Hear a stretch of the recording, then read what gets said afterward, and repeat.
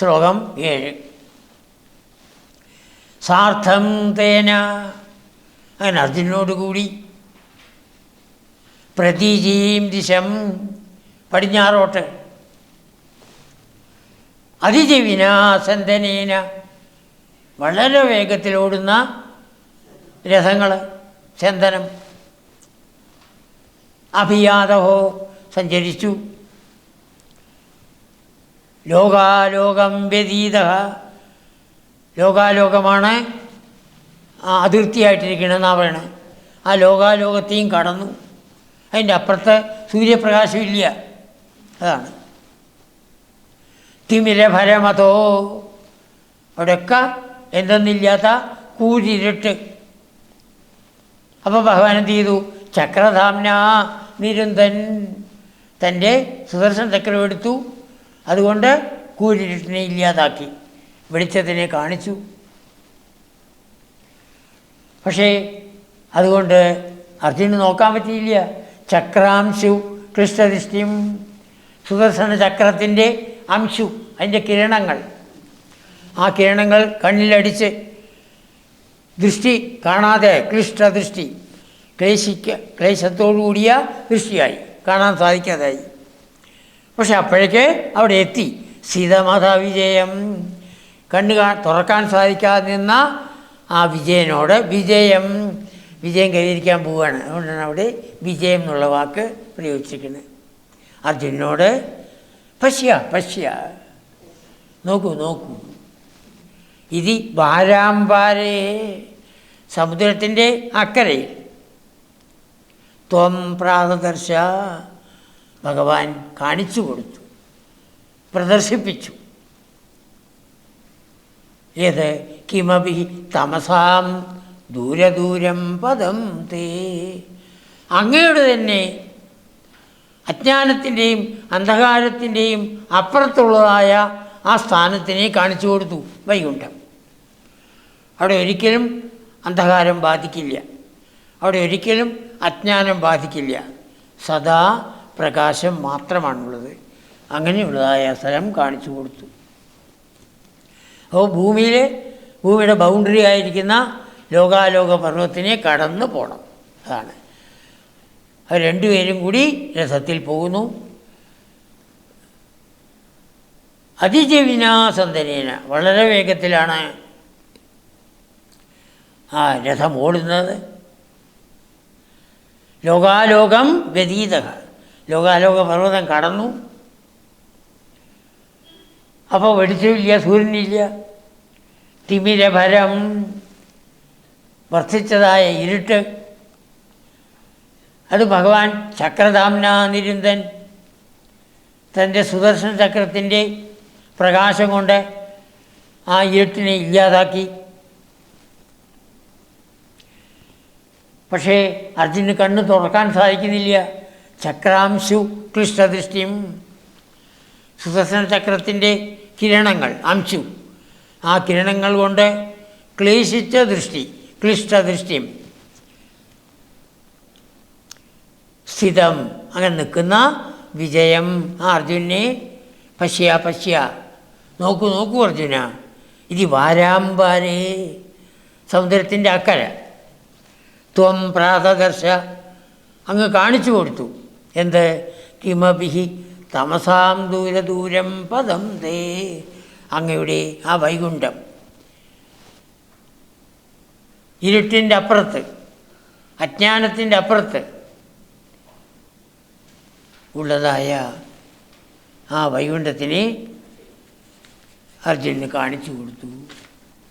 ശ്ലോകം 8.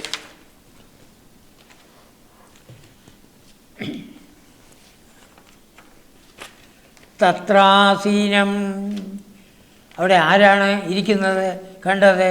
തത്ര ആസീനം,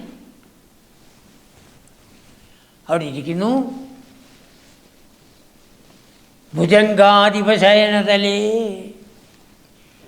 ഭുജംഗത്തിൻ്റെ അധിപൻ അനന്തൻ ആദിശേഷൻ, ആദിശേഷൻ്റെ ശരീരത്തിൽ ശയനതലേ, മെത്ത പോലെ ഉള്ള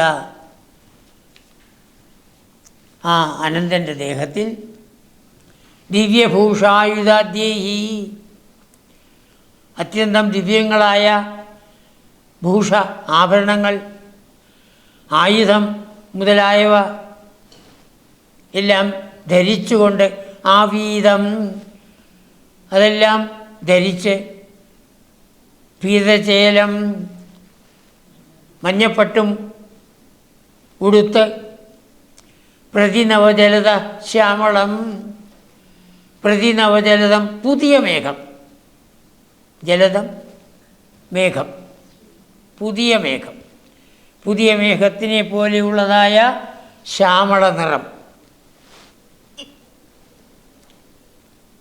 ശ്രീമതംഗം ഏറ്റവും ഐശ്വര്യമുള്ളതായ ആ ശരീരത്തോടുകൂടി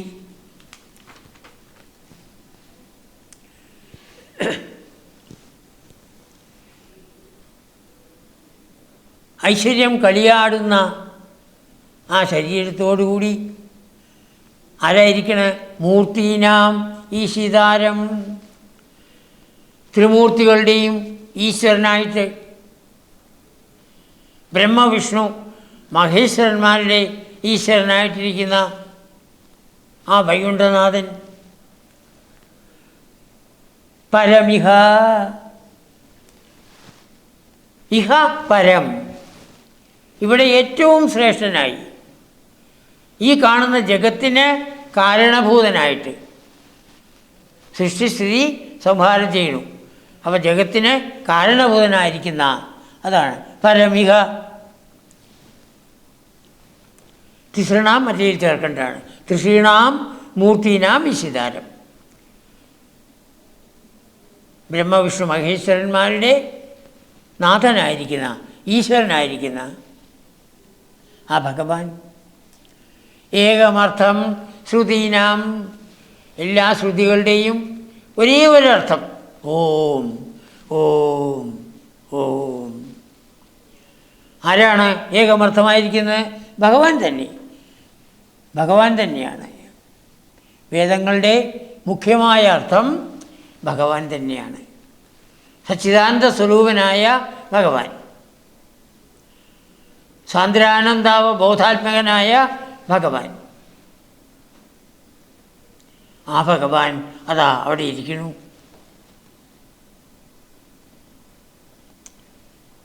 ഏകമർത്ഥം ശ്രുതീനാം ത്വാമേവ ത്വം ത്വം ത്വാമേവ അങ്ങയെ തന്നെ. ഹേ ഗുരുവായൂരപ്പ, അങ്ങ് അർജുൻ്റെ കൂടെ നിൽക്കണു. അവിടെ കിടക്കുന്ന ആരാണ്? അങ്ങ് തന്നെ.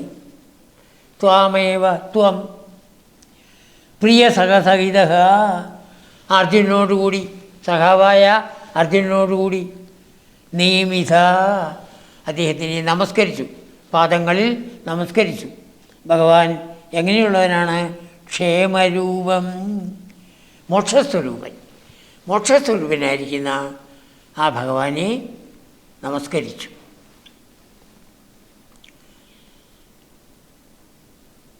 അങ്ങനെ വൈകുണ്ഠത്തിന്